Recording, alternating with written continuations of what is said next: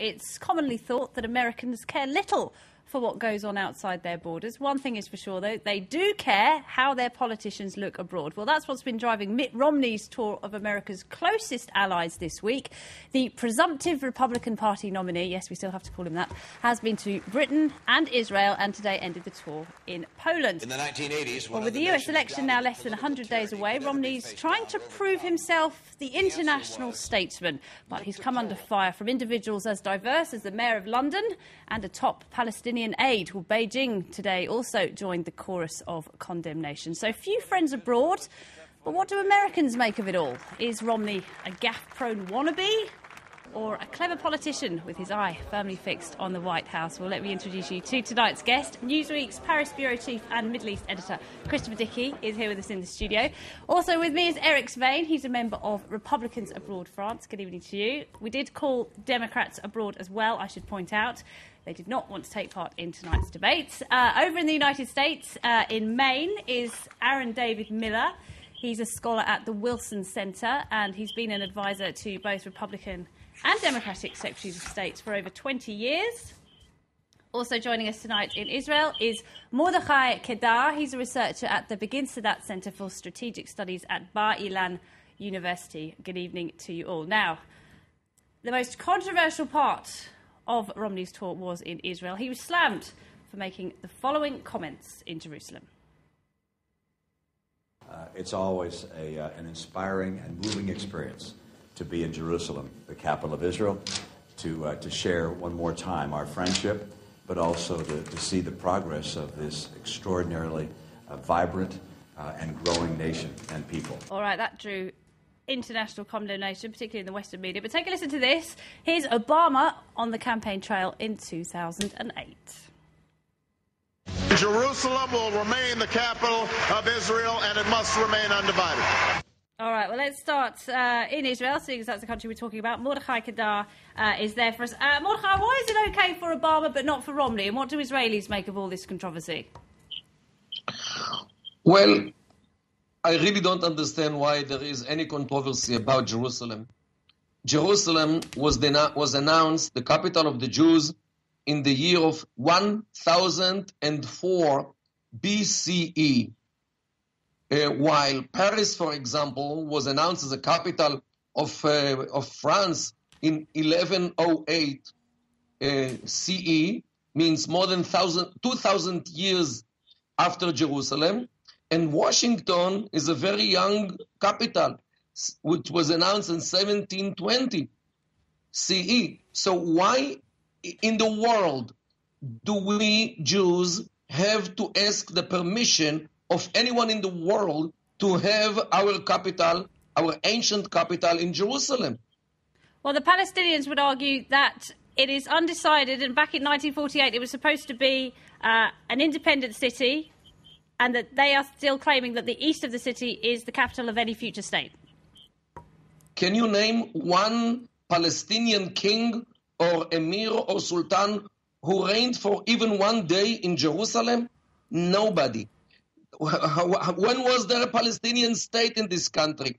Where was the currency of this Palestinian alleged state? This is an invented term, the Palestinian nation, and let them have a capital wherever they like. Why sticking to the Jewish capital, which is the capital for more than 3,000 years of the Jews only?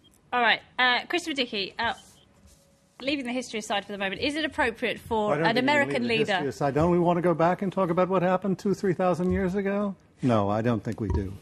In fact, the issue with Romney was not that he said that Jerusalem would remain the capital of Israel. The issue was whether the United States would move its embassy from Tel Aviv to Jerusalem. In another interview, not the clip you showed, he said that it would, although he said in a typical Romney sort of thing, he waffled a bit and said he would do it in consultation with the Israeli government. Well, of course, but that's the real issue. What's going to be the diplomatic stand of the United States vis-a-vis the placement of the embassy, which is real inside baseball diplomatically, but almost all these debates in and around Israel usually are. Eric Svein, clearly those comments about Jerusalem are very controversial, but what does seem bizarre is talking about the hand of God. He was saying that providence had something to do with the Israelis being more affluent than the Palestinians. He said it was that their culture, he suggested their culture was superior. I mean, comments like that are quite offensive. Well, I would say that half the time when people say that they're offended, they're really trying to get people to follow a certain policy. They're really not. There's a reason you want to be. One of the reasons you want to show you're offended is you want people not to go a certain way, and you have to admit that in the Middle East, the Israelis have created more, have made more inventions than their Arab neighbors have. And that is, I hate to say that. I hate to say that it's maybe politically incorrect, but it's the truth. I mean, they have more inventions, they have more Nobel prizes than any of their Arab neighbors do. Mordechai Qatar, do you think Mitt Romney would be a better friend to Israel than Barack Obama has been? I mean, given that Israel's Deputy Prime Minister Ehud Barak said that the Obama administration has done more than anything I can remember in the past in terms of assuring Israel's security. Well, just to complete the former point, as much as I heard, Mitt Romney is a devout Christian, and he knows exactly who was Jesus Christ, for example, who was born a Jewish, who grew up in Jerusalem, preached in Jerusalem more than 2,000 years ago, and he was crucified as Jewish. So being a Christian, I definitely carry on. Understands better the Israeli point of view about this issue. He identifies himself as a Mormon specifically. Yes. Now, regarding the Israeli security, I am not sure that he really understands the Middle East. Unfortunately, both George W. Bush and Barack Hussein Obama both made big mistakes about the Middle East. George W. Bush had a golden opportunity to bring remedy to the problems of Afghanistan as of 2001 and to the illnesses of Iraq as of 2003. But he didn't take this opportunity for unknown reason, because he didn't understand the Middle East. This region, in this region, there are too many dead body politics, just like Afghanistan and Iraq. He should have divided them to tribes or to ethnic groups or to religious groups or to sectarian groups. And this is the only thing which can survive in this arid region. Just like the Gulf Emirates, which are stable only because of the fact that every and each of them is one single tribe. And this is the way how to live in the Middle East. All right, we're having a few technical problems. When you are separate from the others, you let others live their lives. Christopher Dick, if I could bring it back to the US election. In the US... Let me just say, Laura, I think it's really good for your listeners to hear those opinions, that the mistake of the United States, particularly of the Republicans and also of Obama, was not to divide the Middle East into lots of tribes, because only tribes can survive in the desert. I think it's really good to hear that from somebody speaking, from Israel. Don't you think that's a valuable opinion? I think perhaps what he's saying is when you look at some of the conflicts, particularly in Syria today, a lot of those conflicts are now falling along tribal lines, and in Libya he's as well. Saying But that it's not for me to... after the United States invaded Afghanistan and after the United States invaded Iraq, it should have encouraged tribalism as much as possible, because that's the only way that those people can survive. Let's, I think we're... May I point something out? I'd just like to point out that in the past year and a half, we've seen the Arab Spring and all these revolutions in the countries. And for the past decades, 4 decades, we've heard how terrible Israel is and how much the Palestinians have suffered and all this. And when you think about it, and I'm sure a lot of Muslims, or not just Muslims, but will also be offended by this. But I think a Muslim living in Israel has a better life than a Muslim living in Gaddafi's Libya or in Assad's Syria. And while we always hear these terrible stories about how terribly they're treated. Nobody's treated as badly as the Libyan people and Libyan Muslims, as Syrian Muslims, so what's your as point? Saddam Hussein's people. What is your point? The point is the reason we've been focusing on Israel these past years and on the Palestine problems, so-called, is because You don't think there's a Palestine it served problem? them well. It served them well. You don't think there's a Palestine problem? I think that the problem of the Muslims in Libya was far worse. Well, wait a minute, you don't think there's a Palestine nobody talked problem? to nobody. I mean, Muammar please. Libya was on the Who are United these people? Nations. Libya was on the United Nations Human Rights Council. Israel was never on there. Why was Muammar Gaddafi let me up there? just try Why and was clarify Saudi this. Arabia on the United Nations Human Rights Council? If I may, Syria what as he's well. saying is the Palestinian problem is often at the top of foreign policy agendas at the UN. Syria and Libya were both on the Human Rights Council. People who are being treated far worse. They're being murdered. He said it's disproportionate. The argument always goes that Israel what in he's Gaddafi's actually prisons, saying, they dropped hand grenades. One at a time, Christopher. Look, the Palestinian problem has been exploited endlessly by lots of Arab leaders in the most cynical possible way. There's no question about that. But it's been exploited precisely because the resentment of occupation is such a strong sentiment in the Arab world, and in fact in most of the former colonially occupied countries of the world. That's actually the focus of attention on Israel again and again.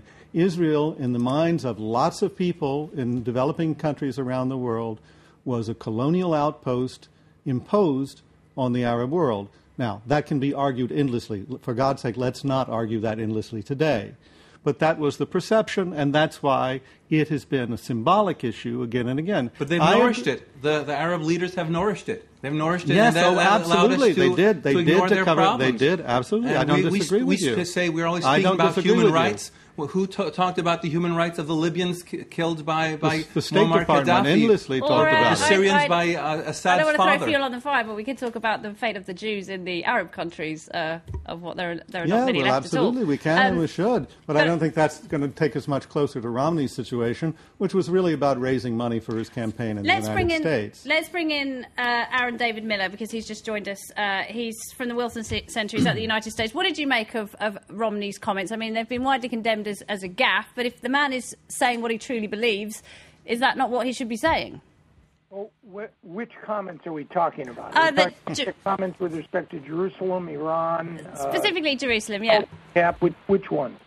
Let's start with Jerusalem, and also what he said about the disparity in revenues between the Palestinians and the Israelis. Right. The context of these remarks has to be understood in the reality that it is a political campaign, and while it's serious at times, it's also silly. And it seems to me the former governor's trip, was designed to deal with three constituencies, two of which he may have picked up a few points in. The third, I think, he didn't do himself much good. The first is the pro-Israeli community in the United States, which has identified, rightly or wrongly, a certain bloodlessness with respect to the way the current president reacts to the state of Israel. And Romney has sought to create a much keener and more acute emotional connection.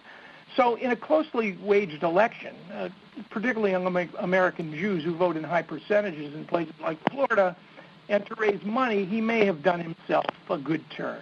Maybe. The election isn't going to turn on Mitt Romney's foreign policy trip. Second, among evangelicals, he's mistrusted for a variety of reasons, and many are staunchly pro-Israel for reasons of eschatology and value affinity. He may have done himself a good turn there. Where I think he just dropped the ball, and I give him a 4 on a 1 to 10 scale, with 10 being a virtuoso performance and 1 being a catastrophe. Where I don't think he's picked up points is among the core group that is going to determine, frankly, who the next president of the United States is, and that's independent voters. And I suspect that too many gaffes, too much lack of coordination, particularly on the Iran comment, probably has demonstrated that Mitt Romney is very much a work in progress when it comes to articulating clearly, authoritatively, and convincingly his capacity to understand some of these complicated foreign policy issues. So, again, what Mitt Romney did or didn't do on this trip, and I'm sorry to have tuned in so late, we're having technical problems, frankly, is not going to be determinative with respect to this campaign. And I think, frankly, the discussion is in some respects very misplaced. Foreign policy, for most Americans, unless it's higher gas prices or a terrorist attack on the continental United States, is simply not going to matter when they move to November to make a decision. Mm-hmm. I think it's logical for Mitt Romney to try to demonstrate where he is different than Barack Obama. But the point is, again, for Mitt Romney, and I'm not a Democrat on this one, I'm not a Republican. The dividing line for Mitt Romney should not be liberal or conservative, Republican, Democrat. It should be dumb or smart. And too many times on this trip, he simply didn't think before he spoke. All right, let's get your response to that then, Eric Svein. Well, first of all, I don't think Mitt Romney, and I think a lot of Americans don't appreciate a president who follows the leftist fairy tale where everybody is a friend, we're all friends together, and he doesn't see the reality of the show that the Russians aren't that friendly and the Chinese aren't that friendly. And that's what Mitt Romney isn't being a hawk. He's being realistic, and he's seen exactly what Putin is doing and who is doing. And you can go around and say and find excuses for them, but I think that the American people is tired of Obama finding excuses for the Chinese and the Russians and dropping our Eastern European allies for that. And I think they're tired of him going around on apology tours, apologizing for pretending that all sins, all the problems in the world are the fault of the United States. That's one reason people like Mitt Romney or Newt Gingrich have become popular over the past months. Is it simplistic to divide the world into friends and foes? Are things more complicated George W. than that? Bush did a great job of it. He did that. He got us involved in 2 wars he couldn't finish, that we're still suffering from. He destroyed the American economy. I think the Republicans deserve all the credit they in the world for taking the country that had the greatest riches, the greatest future, the greatest power to do good, and essentially throwing that all away during the administration of George W. Bush. Now, I'm not a Democrat or a Republican either, but having covered those 8 years, I walked away from it absolutely appalled. And I think the problem with Romney is not that he's a bad man. I'm sure he's a very nice man. By the way, he's not a Christian. He's a Mormon. And by the way, just correcting another thing, the capital of the United States was not established in 1720. It was established very much later than that. But just to get away from the fantasy world for a while and the fantasy world of spin, I think Romney, as everybody understands, will take these positions and throw them in the wastebasket if he becomes president, and he will conduct foreign policy very much just the like same Obama way did. Every president has conducted foreign policy in line with the real world that surrounds us. The only departure from that was George W. Bush, who created a fantasy world that has become a nightmare world. Okay, except for the victims of Saddam Hussein, who are quite realistic. One moment. I'm sorry, we're going to have to take a short break. I'm sorry to interrupt you. We will come back after this. We'll have the headlines for you and the second part of this very heated debate. Don't go away.